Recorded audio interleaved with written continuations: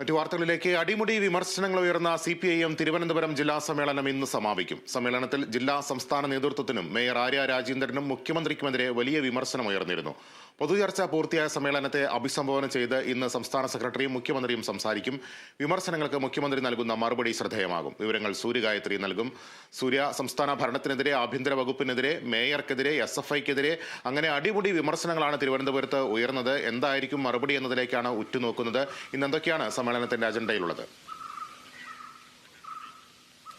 തീർച്ചയായിട്ടും തിരുവനന്തപുരം ജില്ലാ സമ്മേളനം അവസാനിക്കുമ്പോൾ മുഖ്യമന്ത്രി തുടങ്ങി എല്ലാവർക്കും തന്നെ വലിയ രീതിയിലുള്ള വിമർശനങ്ങൾ നേരിടേണ്ടതായി വന്നു എന്നത് തന്നെയാണ് ഏറ്റവും പ്രധാനപ്പെട്ട കാര്യം.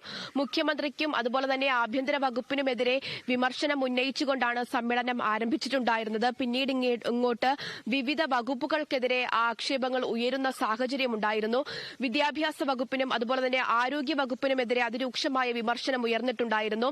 ആരോഗ്യ വകുപ്പ് അനാരോഗ്യകരമായ രീതിയിലാണ് മുന്നോട്ട് പോകുന്നത്. രാത്രി സമയങ്ങളിൽ പല സർക്കാർ ആശുപത്രികളിലും ഡോക്ടർമാരില്ല, പല ആശുപത്രികളിലും പ്രധാനപ്പെട്ട മരുന്നുകൾ ലഭ്യമല്ല എന്ന് തുടങ്ങി വിമർശനങ്ങൾ നേരിടേണ്ടതായിട്ട് വന്നിട്ടുണ്ടായിരുന്നു. പൊതുവിദ്യാഭ്യാസ വകുപ്പിലാണെങ്കിൽ മന്ത്രി വി ശിവൻകുട്ടി കാര്യങ്ങൾ നിയന്ത്രിക്കുന്നതിനിടയിൽ ഡയറക്ടറുടെ ആവശ്യമില്ലാത്ത ഒരു ഇടപെടൽ വകുപ്പിനുള്ളിൽ ഉണ്ടാകുന്നു എന്നതടക്കമുള്ള വിമർശനങ്ങൾ വിദ്യാഭ്യാസ വകുപ്പിനും നേരിടേണ്ടതായി വന്നിട്ടുണ്ടായിരുന്നു. അതിനുശേഷം CPM സംസ്ഥാന സെക്രട്ടറി MV ഗോവിന്ദനെ തന്നെ പ്രതിനിധികൾ വിമർശിക്കുന്ന തരത്തിലേക്ക് ജില്ലാ സമ്മേളന പൊതുചർച്ച നീങ്ങി എന്നുള്ളതാണ്. അതിനുശേഷം മേയർ ആര്യ രാജേന്ദ്രനും അതിരൂക്ഷമായ വിമർശനമാണ് സമ്മേളനത്തിൽ നേരിടേണ്ടതായി വന്നിട്ടുണ്ടായിരുന്നത്. തുടക്കം മുതൽ തന്നെ, അല്ലെങ്കിൽ കഴിഞ്ഞ സമ്മേളനങ്ങളൊക്കെ തന്നെ കൂടുന്ന സമയത്ത് തന്നെ ആര്യ രാജേന്ദ്രന്റെ പല ഇടപെടലുകളും നടപടികളും അത് പാർട്ടിക്കുള്ളിൽ വലിയ അതൃപ്തി ഉണ്ടാക്കിയിട്ടുണ്ടായിരുന്നു. അത് KSRTC മേയർ തർക്കം ഉൾപ്പെടെയുള്ള കാര്യങ്ങൾ ചർച്ചയായതുമാണ്. മേയർ ആര്യ രാജേന്ദ്രൻ പൂർണ്ണ പരാജയമാണ് എന്ന തരത്തിലേക്ക് വിമർശനം ജില്ലാ സമ്മേളനത്തിലും കടന്നുപോയി എന്നതാണ് ഏറ്റവും പ്രധാനപ്പെട്ട കാര്യം. അതുപോലെ തന്നെ സമ്മേളന കാലയളവിൽ പാർട്ടിയോട് പിണങ്ങി BJPയിലേക്ക് പോയ മധു മുല്ലശ്ശേരിയുടെ പേരും മധു മുല്ലശ്ശേരിക്കെതിരെയുള്ള വിമർശനങ്ങളും ജില്ലാ സമ്മേളനത്തിൽ ഉയർന്നു എന്നുള്ളതാണ്. മധു മുല്ലശ്ശേരിയെ പാർട്ടിയിലേക്ക് കൊണ്ടുവന്നത് അത് ജില്ലാ സംസ്ഥാന നേതൃത്വത്തിന്റെ ഇടപെടൽ കാരണമാണ്. അല്ലാതെ കഴക്കൂട്ടം വഴി പോയപ്പോൾ വെറുതെ കസേരയിൽ കയറിയിരുന്നതല്ല എന്നടക്കമുള്ള രൂക്ഷമായ പരാമർശങ്ങളും ആക്ഷേപങ്ങളുമാണ് സമ്മേളനത്തിൽ ഉയർന്നു കേട്ടത്. അത് മാത്രമല്ല, യുവജന സംഘടനകളിലേക്ക് വരെ ആ വിമർശനങ്ങൾ കടന്നു എന്നുള്ളതാണ്. അതിൽ ഏറ്റവും പ്രധാനപ്പെട്ട കാര്യം, യൂണിവേഴ്സിറ്റി കോളേജിൽ വീണ്ടും SFIയുടെ നേതൃത്വത്തിൽ ഒരു അക്രമ സംഭവം നടന്നു. അത് ഒരു വൈകല്യമുള്ള ഒരു വിദ്യാർത്ഥിയെ ഉപദ്രവിക്കുന്നതിലേക്ക് ആക്രമിക്കുന്ന തരത്തിലുള്ള ഒരു സംഭവമാണ് ഉണ്ടായിരുന്നത്. അതിൽ പാർട്ടിക്ക് അല്ലെങ്കിൽ പാർട്ടിക്കുള്ളിൽ തന്നെ പലർക്കും വലിയ രീതിയിലുള്ള വിയോജിപ്പുണ്ടായിരുന്നു.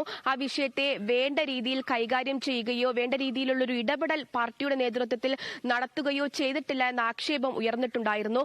അതുകൊണ്ട് തന്നെ SFI ഒരു അക്രമ സംഘടനയായി മാറിയ തരത്തിലുള്ള വിമർശനങ്ങളാണ് ജില്ലാ സമ്മേളനത്തിൽ പ്പെട്ടിട്ടുണ്ടായിരുന്നത്. DYFIക്കെതിരെയും വിമർശനം ഉയർന്നിട്ടുണ്ടായിരുന്നു. ഒരു സമര സംഘടനയാണ് DYFI, പക്ഷേ അതിപ്പോൾ ഒരു ചാരിറ്റി സംഘടനയായിട്ട് മാറി എന്ന തരത്തിലാണ് ആക്ഷേപം ഉയർന്നിട്ടുണ്ടായിരുന്നത്. എന്തായാലും ഈ കഴിഞ്ഞ ദിവസങ്ങളിൽ ജില്ലാ സമ്മേളനത്തിൽ ഉയർന്ന ആക്ഷേപങ്ങൾക്കും വിമർശനങ്ങൾക്കും ഒക്കെ തന്നെ CPM സംസ്ഥാന സെക്രട്ടറി മറുപടി പറയേണ്ടതായിട്ട് വരും. ഇന്ന് സംസ്ഥാന സെക്രട്ടറി മറുപടി പറയും. ജില്ലാ സമ്മേളനവുമായി ബന്ധപ്പെട്ട പൊതുചർച്ചയൊക്കെ തന്നെ അവസാനിച്ചിട്ടുണ്ട്. ഇന്നിപ്പോൾ സമ്മേളനത്തോടനുബന്ധിച്ചുള്ള പൊതുസമ്മേളനം നടക്കും. പൊതുസമ്മേളനത്തിൽ മുഖ്യമന്ത്രി പിണറായി വിജയൻ അഭിസംബോധന ചെയ്ത് പ്രസംഗിക്കും. ഇതിൽ CPM സംസ്ഥാന സെക്രട്ടറി എന്ത് മറുപടിയാണ് പ്രതിനിധികൾക്ക് നൽകാൻ പോകുന്നത് എന്നത് അറിയേണ്ടതായിട്ടുണ്ട്. അതുപോലെ തന്നെ ഈ വിഷയത്തിലൊക്കെ തന്നെ മുഖ്യമന്ത്രി നൽകാൻ പോകുന്ന മറുപടി അത് എന്തായിരിക്കുമെന്നതും ഏറെ ശ്രദ്ധേയമാണ്. നിലവിൽ ജില്ലാ സെക്രട്ടറി ആയിട്ട് V ജോയ് തന്നെ തുടരാനുള്ള സാധ്യതയാണ് നിലവിൽ കാണുന്നത്. അതുകൂടാതെ 4 പേരെ ജില്ലാ കമ്മിറ്റിയിലേക്ക് വരുന്നുമുണ്ട്. അത് ആരൊക്കെയാണെന്ന തരത്തിലും അറിയേണ്ടതായിട്ടുണ്ട്. എന്തായാലും നിലവിൽ മുഖ്യമന്ത്രി എന്തായിരിക്കും വൈകിട്ട് ഈ പൊതുസമ്മേളനം അഭിസംബോധന ചെയ്ത് പറയാൻ പോകുന്നത്? വിമർശനങ്ങൾക്ക് മറുപടി പറയുമോ, അതോ പ്രതിനിധികളെ വിമർശിക്കുന്ന തരത്തിലേക്ക് അഭിസംബോധന നീളുമോ എന്നതാണ് അറിയേണ്ടത്. വൈകിട്ട് 6 മണിക്കാണ് മുഖ്യമന്ത്രി പങ്കെടുക്കുന്ന പൊതുസമ്മേളനം നടക്കുക.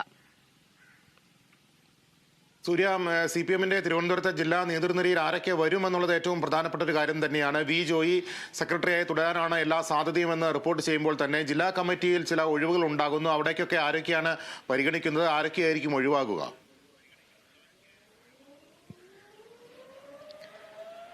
അതിന്റെ കൃത്യമായിട്ടുള്ള പേരുകൾ ലഭിച്ചിട്ടില്ല എന്നുള്ളതാണ്. ജില്ലാ സെക്രട്ടറി ആയിട്ട് വി ജോയ് തന്നെ തുടരാനുള്ള സാധ്യത അത് നേരത്തെ തന്നെ മുൻകൂട്ടി പറഞ്ഞിട്ടുണ്ടായിരുന്നു, അറിയാൻ സാധിച്ചിട്ടുണ്ടായിരുന്നു. 4 പേര് ജില്ലാ കമ്മിറ്റിയിലേക്ക് വരും എന്ന വിവരങ്ങളാണ് ഇപ്പോൾ ലഭ്യമാകുന്നത്. അത് ആരൊക്കെയാണെന്ന് അറിയേണ്ടതായിട്ടുണ്ട്. എന്തായാലും ജില്ലാ കമ്മിറ്റി രൂപീകരിക്കുന്നതോടൊപ്പം തന്നെ അത് അതായത് ഈ ഉയർന്നു വന്ന വിമർശനങ്ങൾക്കൊക്കെ തന്നെ മറുപടി പറയേണ്ടതായിട്ടും അല്ലെങ്കിൽ ഇപ്പോൾ നിലനിൽക്കുന്ന ആക്ഷേപങ്ങൾക്കൊക്കെ മറികടന്ന് പുതിയ തലത്തിലൊരു അഴിച്ചുപണി ഉണ്ടാക്കേണ്ടതായിട്ടുമുണ്ട്. അത്തരത്തിലുള്ള നേതൃനിരയെ മുന്നോട്ട് കൊണ്ടുവരാൻ തന്നെയാണ് നിലവിൽ എടുത്തിരിക്കുന്ന തീരുമാനം.